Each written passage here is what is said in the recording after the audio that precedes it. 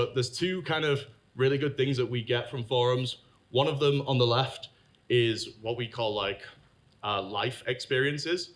And then the other on the right is what we call sort of functional experiences. So what are problems that people go through? How does it make them feel? How does that impact their life? It gives us a really, really extensive sort of wealth of knowledge on what they're going through and how we can tap into that with our creative, because we know that these are the problems we need to address. On the right, you have like functional problems. So just as a heads up, this is part of the strategy for a brand we work with called Wild Deodorant. On the left, we had the emotional impact of people being told they smell bad, which isn't fun if that's ever happened to you, as you can imagine.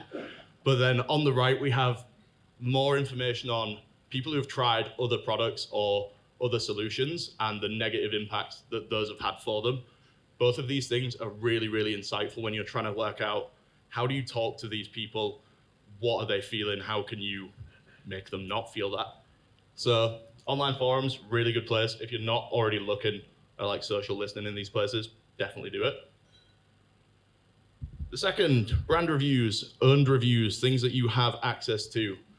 These are a really, really solid place to find actual use cases of where your product has changed people's lives, how it impacts people, and how it actually solves their problems. And I think it gives you like earned information on what you do already, which is really useful, really valuable. We love to collect these, pick through them, find very, very cool sort of quotes that we can pull out and use in creative, using our copy that we can then address our audience. Comments on ads and also organic posts.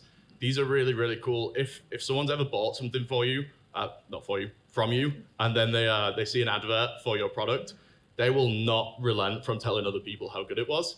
And they'll go into so much detail around the kind of state changes that they've gone through, how it's impacted them. Again, really, really useful places to find information. Competitor reviews are a very, very good place to find the weaknesses in your competitors' brands, where they fall down, where you can kind of wade in and say that you are the better, superior solution. It's also really good to understand what your competitors' strengths are so that you can kind of gauge where you position yourself in that kind of battle for attention and sales.